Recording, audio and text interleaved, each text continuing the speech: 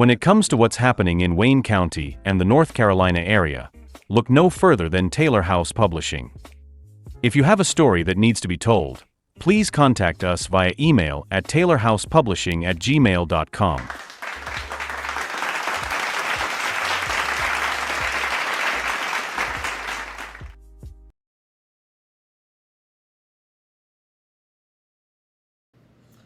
What's going on, ladies and gentlemen? I want to share some information real quick about a gentleman who is in the custody of the Wayne County Sheriff Department, and there has been some alleged mistreatment and a possible beating of 26-year-old Isaiah McLam. I received a phone call from his mother approximately Sunday or early Sunday morning, and she stated that she needed to talk. And from her account, she received a call Saturday night from an individual whose son is also incarcerated in the Wayne County Sheriff Department. And this individual told his relative to call the mother, and her name is Renata McNam. I don't know if you've seen any of the videos or the TikToks on social media, but they told Mr. McLam's mother, Renata, that her son was beaten by Wayne County Sheriff deputies. According to the reports that the mother received, the deputies went into her son's cell and beat him, and also after they beat him, they took him down to what is called the hole, or the segregation area, and left them there for a period of time. Now, the mother called me, and she said that she went up there Sunday to check on the whereabouts of her son. Now, also, she stated that her son was allowed to speak to her. Well, matter of fact, she said she called that Sunday, and she was allowed to speak with her son, and she heard the deputy in question, and from her accounts, the deputy is named Roberts. Now, I don't know that particular deputy, but she was overheard, or her son told her that the deputy said, "I didn't mean to rough you up like that," and some other statements that alluded to Mr. McLam being possibly assaulted by the deputies. Now, the lady went down there Sunday to see her son, to lay eyes on him. And the people at the jail told her that the only people that can enter the jail on a Sunday is members of clergy. But they did tell her to come back Monday morning, in which, when she called me, I offered to accompany her to the sheriff department that Monday, which was yesterday. So now yesterday, and this is firsthand account experience from my own attendance of her visit at the Wayne County Sheriff Department. And we walk in at about 9 o'clock, and she alerts the lady. She said, "Well, I'm here to see the sheriff." Now, she says the sheriff. So the lady didn't ask her name. She didn't, respond. She just instantly got on the radio and made a call. About 2 minutes later, a sheriff detective comes out, and this is Officer Peden, and I think his first name is Chris Peden. I actually did a video which he was somewhat of the subject of. So he comes out, he has his notepad in his hand, he immediately shakes Miss McLam's hand, and then he recognizes me. And we shake hands, and he alerted me that he'd watched a couple of videos. One of them he wasn't too pleased with, but he was cordial. He was not adversarial. So we sat down, and it's strange because Miss McLam didn't give them her name. So this officer comes out with the notepad with the whole chain of events that led up to Mr. McLamb's alleged beating. And so he goes to talking and saying, well, there was a water fight in the jail. Now, maybe inmates were throwing water at each other, filling up water bottles, whatever the case may be. There was a water fight in the jail. And of course, that is a safety hazard. You can't have water, all around the jail. Somebody falls and get hurt, and of course, the jail is liable. So, because of that incident, and he was not the only participant in that incident, the inmates were facing a lockdown. And according to this officer's account, in which he wasn't there, by the way, he's not a deputy, so he wasn't there. So of course, he's getting this from other deputies. According to his account, Isaiah, before he went into his cell, he stated that he wanted to get his tablet off of one of the tables. And apparently he had words with some of the deputies, and, they exchanged words. And then Mr. Peden explains that, Mr. McLamb was, put in a hold, or, put handcuffs behind his back and placed in the cell. And, he said, well, when they put him in the cell, there's a trap door. They put their hands behind their back, and then the cuffs come off. And so he then begins to explain, well, there wasn't any chokehold used. There wasn't any hands around his neck. Almost like he's making a defense for how Mr. McLamb was put in the cell. So when he kept saying, I can assure you that there was no hands, around his neck, there was no chokeholds used. So you have to read between what is not being said. So I chimed in. I asked him, well, what was done? You're saying that didn't happen, but what was done? And of course, he kind of, glossed over the fact, once again repeating, well, I can tell you that this wasn't done. So what was done? Apparently from the inmates who called their relatives that Mr. Isaiah was beaten. And so he then goes to tell the mother that, there was, some previous incidents with Mr. McLamb, that there were some words exchanged with the deputies that led up to this particular altercation, that I would say.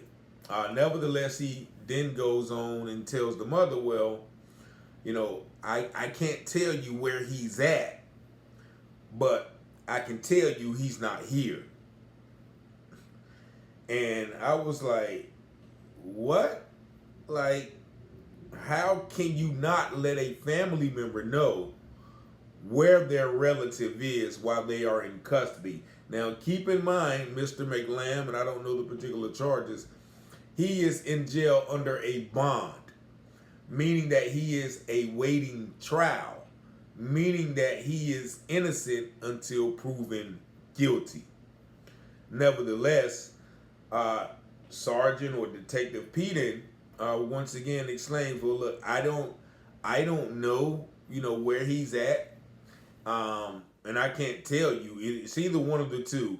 Either way, I was like, well, that's not right. A family member or a family deserves to know where their relative is at, especially when they are in police custody. And so then, the Peden begins to say, well, he's been charged with what did he say? Inciting a riot and doing some other things. And that is a telltale sign to me when a person is given charges. It's almost a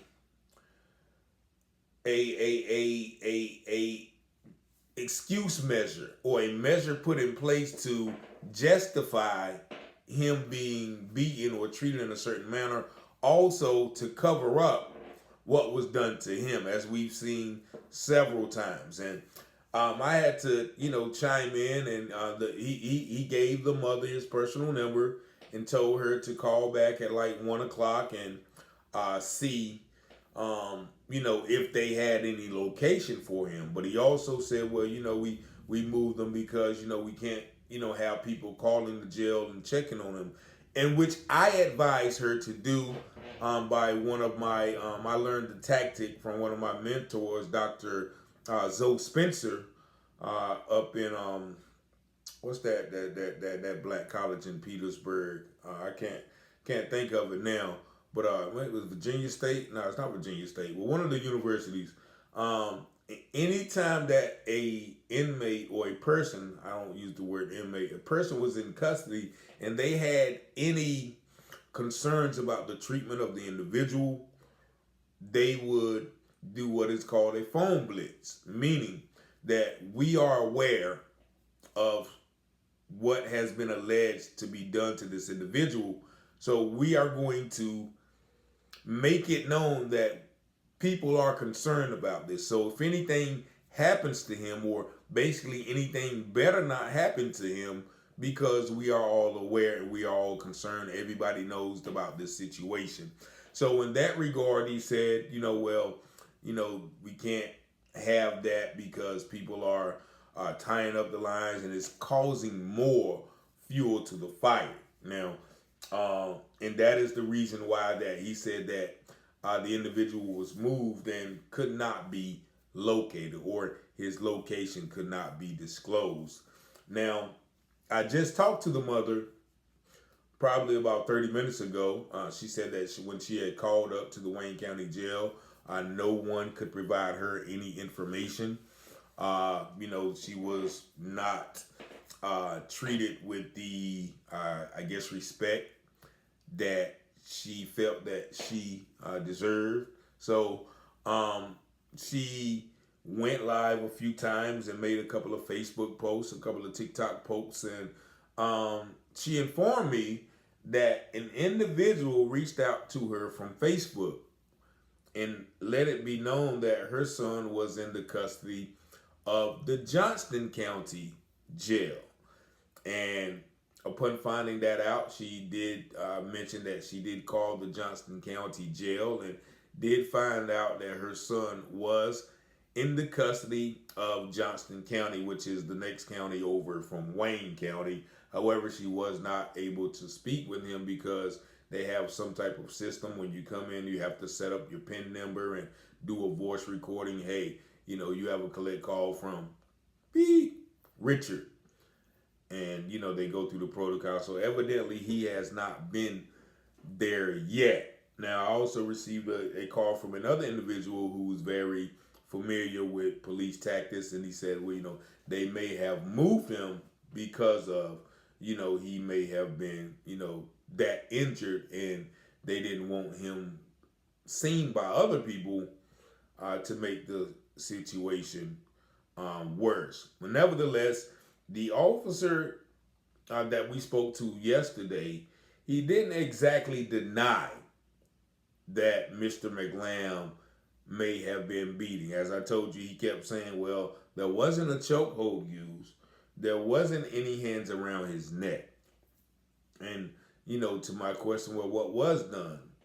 He was put in the cell, or, whatever. I can't even remember how he tried to justify it. But anytime you tell me what is not done, that raises my antenna to inquire or to be curious about, well, what was done.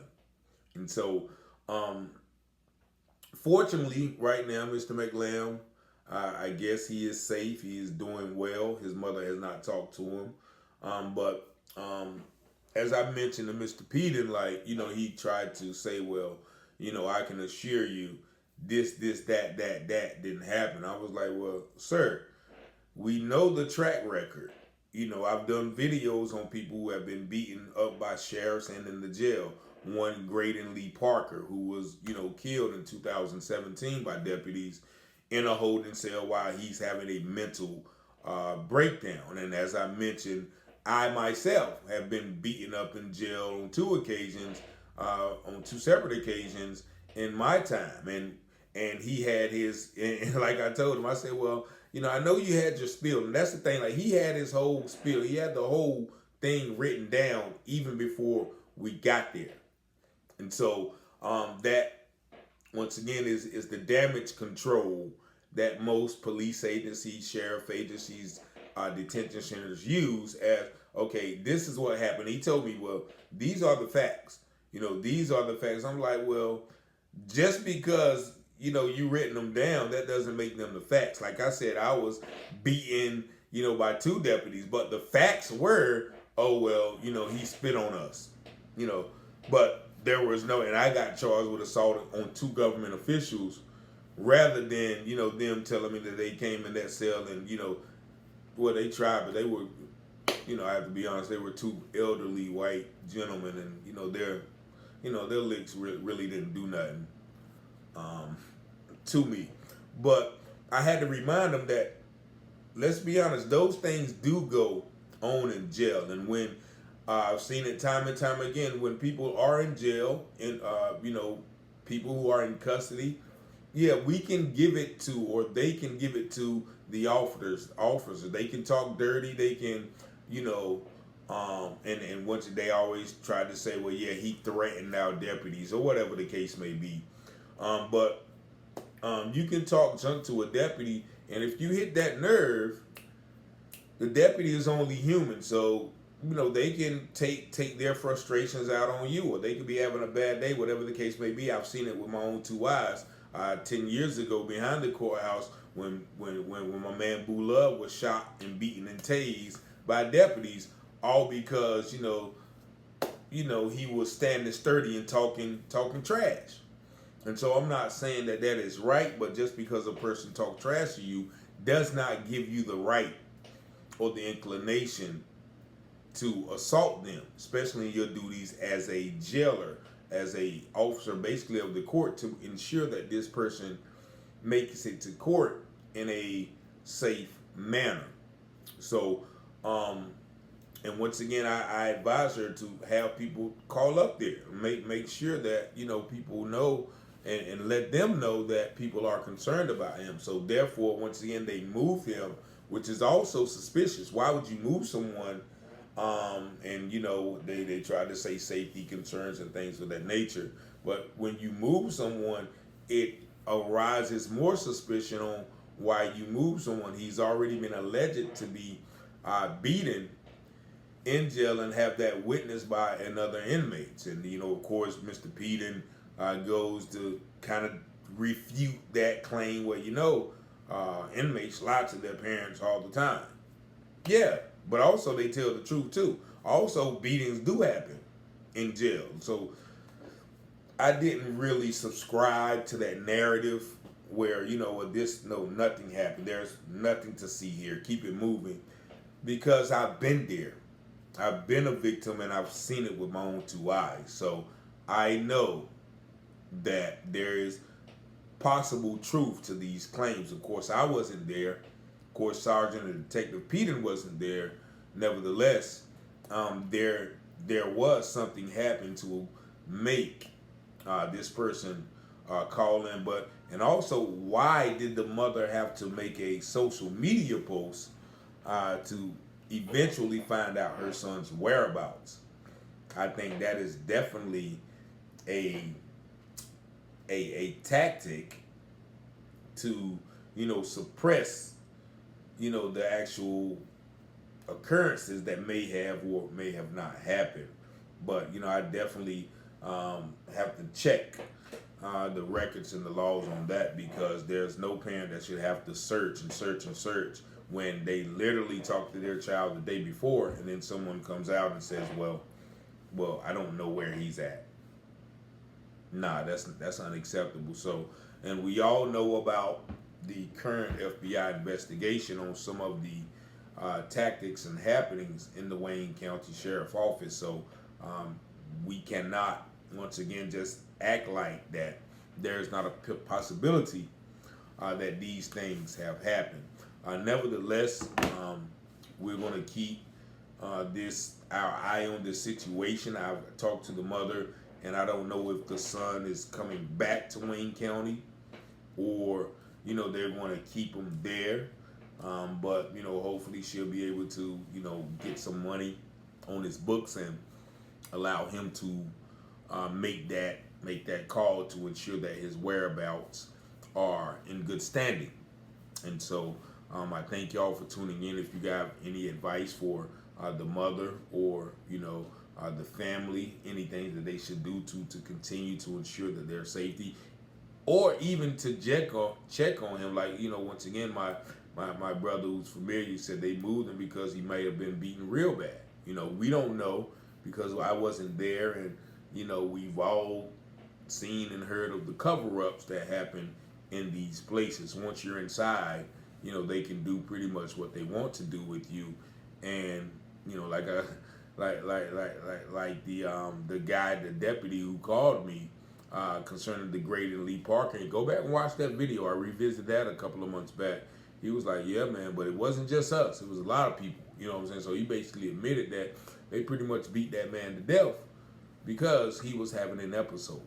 And so they'll beat a mental patient to death, then what's stopping them from beating a regular person who's just a little bit aggressive with his words towards deputies. So 919-587-7782. Peace and blessings. Y'all let me know what y'all think about this situation. Peace.